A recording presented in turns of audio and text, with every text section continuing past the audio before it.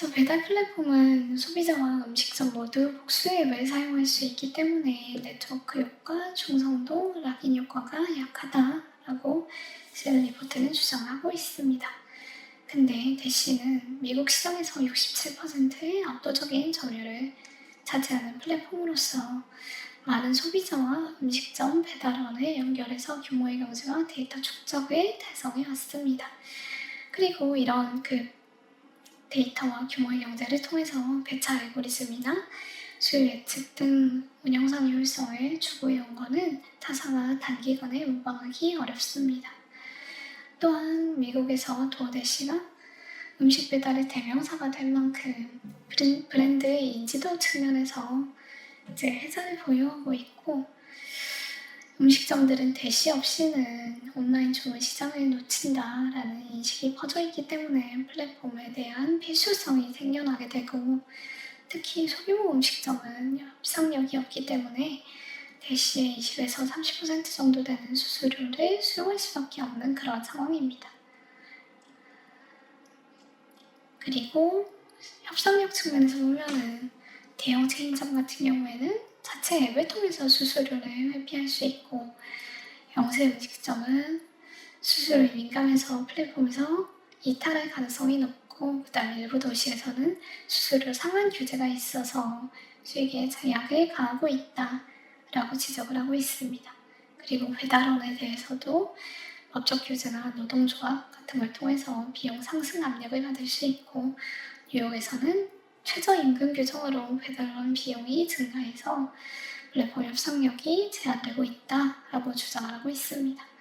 하지만 여러 번 걸쳐서 본 바와 같이 GPM이 개선되고 있어요. GPM은 결국에는 매출 대비해가지고 판매 원가에 해당되는 비용이 얼마나 큰가, 얼마나 작은가를 바탕으로 해가지고 GPM이 개선되고 있으면은 내재적인 그런 협상력이 강하다라고 평가할 수 있다라고 제가 여러 번 말씀드렸었습니다. 그리고 실제로 매출 총이익이 대시에서는 성장하고 있으며, 결과적으로 순이익 흑자 전환이 이루어진 추이를 보게 되면은 이제 협상력 측면에서 이런 비판은 실제적으로 좀 설득력이 없다라고 평가할 수 있다고 생각합니다.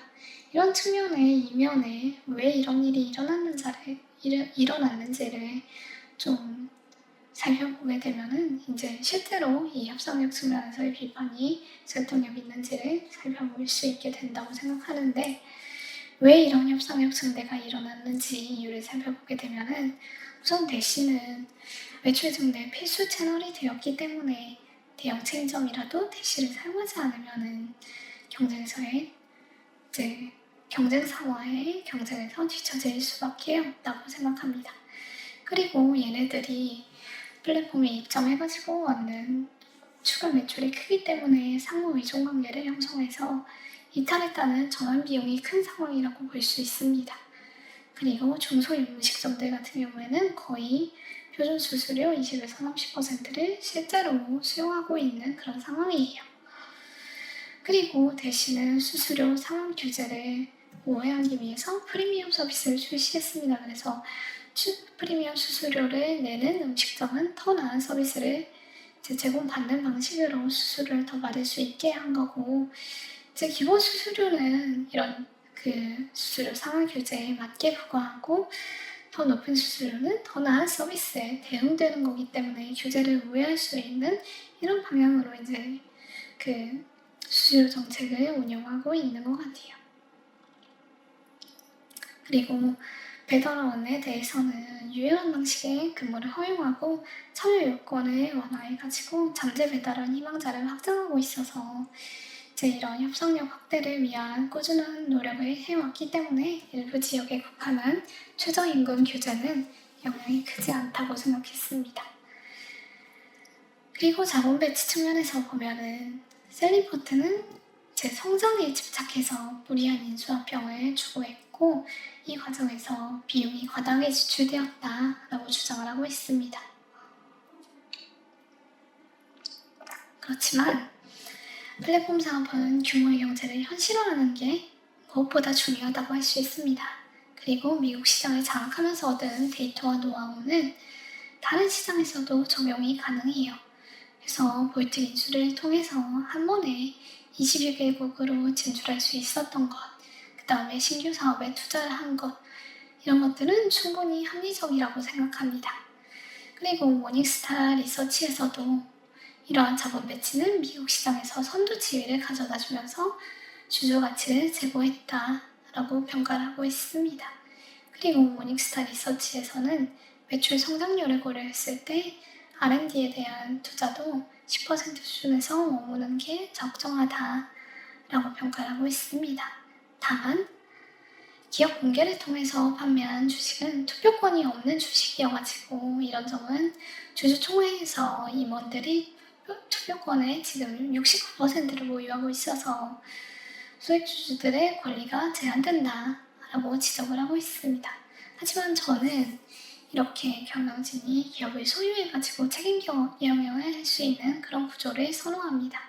그리고 미국에서는 우리나라처럼 거버넌스의 문제가 일어날 경우에 경제사범들에 대해서 매우 엄격한 책임을 묻고 있고, 따라서 배임 횡령 같은 그런 문제가 일어날 가능성이 없다는 점에서 좀 이렇게 69%에 달하는 그런 그 지분을 가지고 있는 게 그렇게 큰 문제는 아니라고 생각합니다. 그리고 지금까지는 경영진들이 훌륭한 선택을 해왔고, 최근 50억 달러의 자사주의 프로그램을 발표한 만큼 주주 환원에서도 이제 균형 잡힌 그런 자본 배치를 보이고 있지 않나 그런 생각이 들었습니다. 그리고 이제 어제 따끈따끈한 기사죠. 영국에서 배달 서비스를 운영하고 있는 딜리버루에 대한 인수협상 뉴스가 발표되었습니다. 딜리버루는 영국, 유럽, 아시아, 중동 같은 국가에서 사업을 영위하고 있고 지금 59%의 매출이 영국에서 발생하고 있습니다.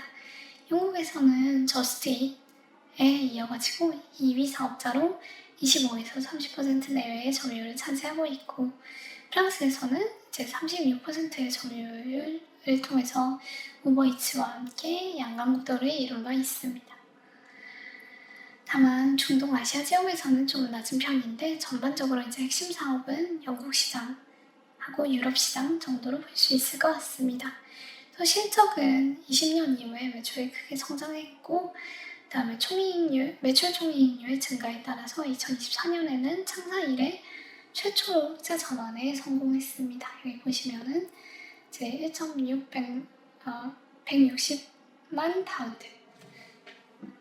160만 파운드의 영업이익이, 그 다음에 290만 파운드의 순이익을 2024년에 기록했습니다. 그리고 2025년 4월 25일 딜리버루 이사회는 이제 대시가 주당 2.4달러의 인수 제안을 했다고 공식 확인했습니다. 그래서 5월 23일까지 대시가 확정 오퍼를 내야 하고, 아직 확정된 건 아니지만 딜리버루 이사회는 긍정적으로 평가를 하고 있다 하는 점에서 투자은행들은 성사 가능성이 굉장히 높다라고 평가를 하고 있습니다. 딜리버루 경영진은 제21년 상장 이후에 성장이 좀 정체되고 있어가지고 좀 시장에서의 평가가 저조하다라는 점, 그 다음에 이제 최근 주가 대비해서 이제 제안한 가격이 상당히 높아서 매력적인 출구 전략이라는 점, 그 다음에 사업 시너지, 글로벌 경쟁력, 자금력 측면에서 이제 선도 기업인 대시가 이제 합병을 해가면은 경쟁력 제고가 가능하다는 점, 그 다음에 딜리버루도 이제 사업을 재편해가지고 호주, 네덜란드 같은 이제 저수익 시장에서 철수하고 핵심 시장에 집중하고 있다는 점, 그 다음에 주요 주주들도 찬성하고 있다는 점, 이런 점들이 이제 경영진이 이제 인수를 추진한 배경이라고 할 수 있습니다.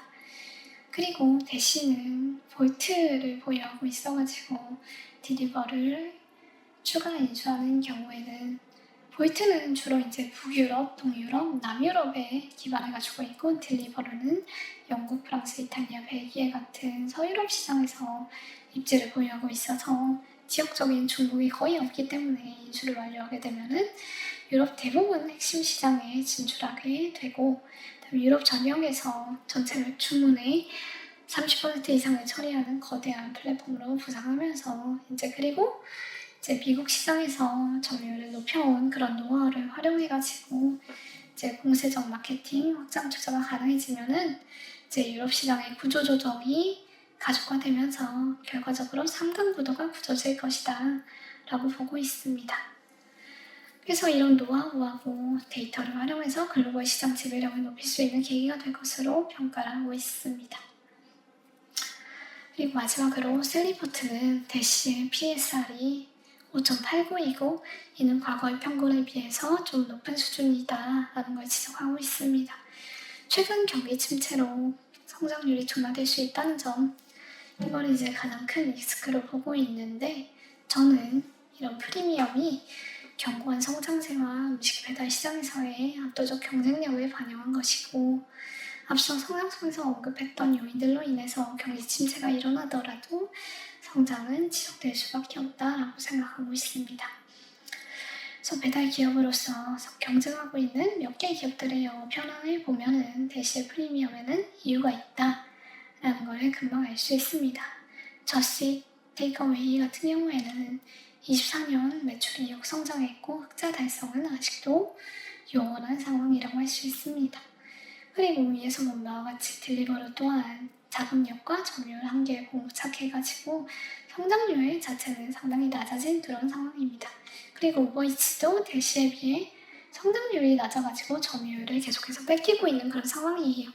이런 성장은 앞서 분석한 바와 같이 대시가 R&D에도 적극 투자하면서 식당, 배달원, 소비자에게 최대한 많은 혜택을 돌려주는 데 집중하고 있다는 거에서 그 결실을 맺은 거라고 평가할 수 있습니다.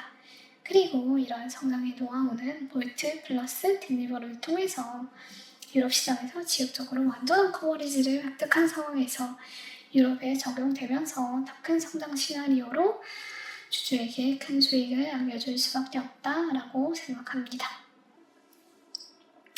그래서 이 정도로 대시에 대한 그런 제가 준비한 발표를 마쳤고요. 한 1분 정도 쉬었다가 좀 Q&A를 받아보고 거기에 대해서 답변 드린 다음에 그 카페의 리뷰를 좀 진행해 보도록 하겠습니다. 1분 쉬었다 올게요.